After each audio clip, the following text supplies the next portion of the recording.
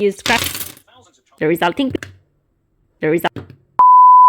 Hi guys, welcome back to the channel, and if you're new here, I'm Stella and I love making miniatures for my Barbie's dollhouse using mainly cardstock. In today's video, I'll show you how to make this IKEA-inspired miniature bunk bed or beds for your dolls, and as always, I have a free printable template to help you make your own version. You'll find all the infos and a download link in the video, so now let's get started. Cut this part of the template 5 or 6 times and stack all the layers together until you get to a final piece that's roughly 4mm thick.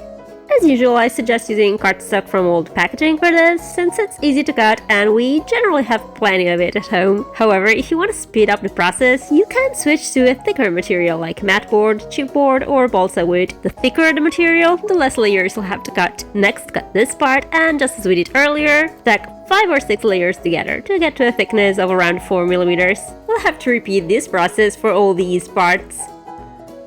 To give our little bed a faux wooden finish, I found that the fastest and easiest option is to use a combination of acrylic gesso and acrylic paint. Start by coating all the parts with 1 or 2 layers of acrylic gesso. Acrylic gesso is denser and maintains its surface qualities better than acrylic paint, so depending on how you apply it, you can achieve a big range of interesting textures. In this case, I suggest using a flat brush with hard bristles. And here's a little tip: to even out the slightly uneven appearance of the edges caused by the multiple layers, you can consider using a touch of spackling paste to smooth things out.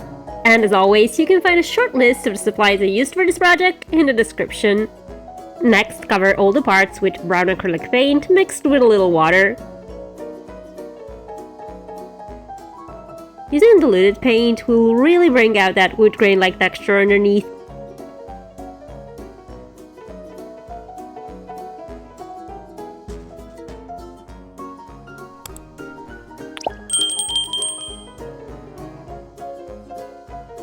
After finishing the painting process, I recommend placing all the parts between 2 layers of kitchen paper and letting them rest under a heavy book for a few hours. This will straighten them, and with the kitchen paper absorbing any residual humidity in the paint, it will make them stronger and less likely to bend over time. While we wait, we can begin assembling the next pieces of the template. Cut this part a handful of times and attach the pieces in 4 groups, each approximately 2mm thick. Next, cut this part 2 or 3 times and stack the layers together this way. The final piece should measure around 2mm in thickness, and we'll have to make 2 of these. Repeat the same steps for this part.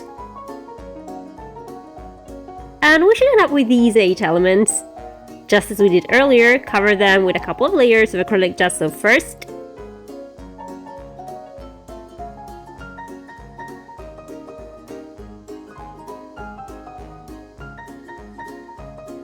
Then with diluted acrylic paint to mimic a wood-like effect.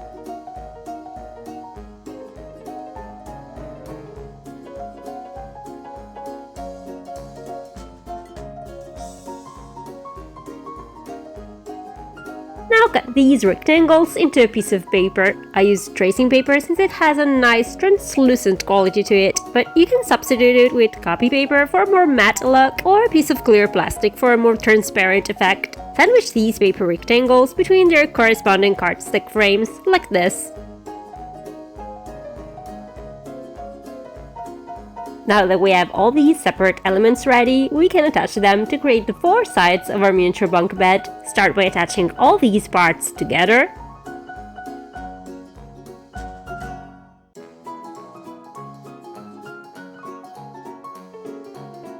Then connect these 2 parts this way. Now cut this part 2 or 3 times and stack all the layers together.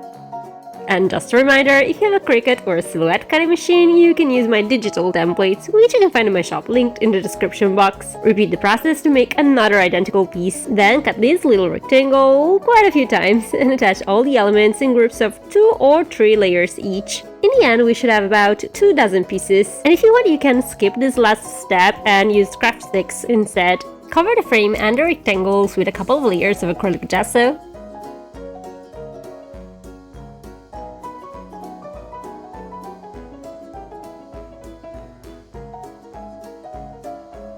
Then paint them with acrylic paints.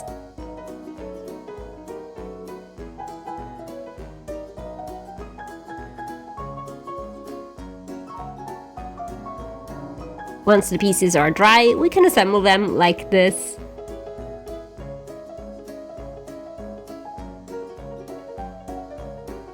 At this point, we should have all these parts ready. Time to assemble the base structure of our miniature bunk bed. Attach the left side to the back. Then glue the bed slats in place this way. Finally, attach the front and the right side. If you want, you can coat your little bed structure with a light layer of clear varnish to make it appear a little shiny. This is something I always like to do since I think that slightly gloss finish really sells the idea that this is wood and not just paper. Now, if you're familiar with the original Ikea bed that I used as a reference for my miniature one, and if you're not, it's this one, you might have noticed that I took some artistic license and added an extra part to the base, and that's because I really wanted my bunk bed to have drawers. To make them, cut this part a few times and stack the layers in 2 groups, each roughly 2 millimeters thick. Then cut this part 3 or 4 times and once again glue all the layers together. The resulting piece should be around 2 millimeters thick. Repeat the same process for this part. At this point, we should have all these pieces ready. Just as we did for the bed structure, coat them with a couple of layers of acrylic gesso. And then with diluted acrylic paint so that they look like they're made of wood. Once the paint has dried, assemble the drawer like this. To make the front panel of the drawer, cut this part 3 or 4 times and attach the layers together. I wanted the front of my drawers to have a kind of lacquered finish, so instead of painting it with acrylics, I cut another layer into a piece of copy paper covered in clear tape to make it look glossy. Alternatively, you can use photo paper or a sheet of plastic. Cover one side of the front panel with this glossy part, then cover the opposite side with a layer cut into copy paper. Finally, cut a little paper strip and glue it around the edge of the panel this way.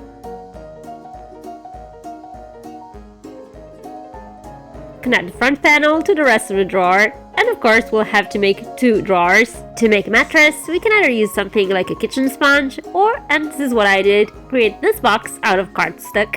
And unfortunately, this part of the template was too big to fit into an A4 page, but I included a reference pattern with measurements so that you can easily replicate it. Cover the box with a fairly big piece of fabric, fixing it to the back using double-sided tape.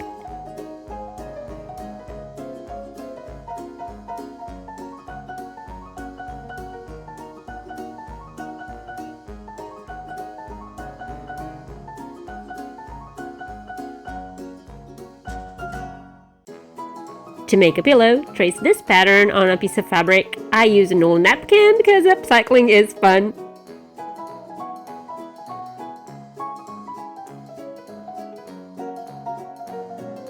Fold the fabric in half, making sure that the printed side is facing inward. Stitch the fabric along this outline, leaving a small opening on one side. Cut away any excess fabric, and if necessary, you can use some fray check to secure the edges. Reverse the fabric.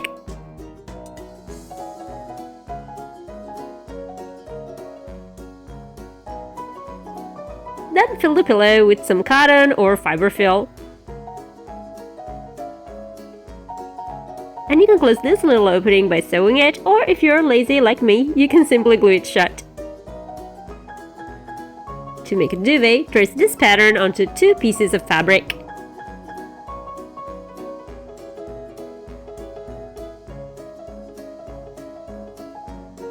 I decided to use a patterned fabric and a plain colored one. Lay the 2 pieces on top of each other with the printed sides faced inwards.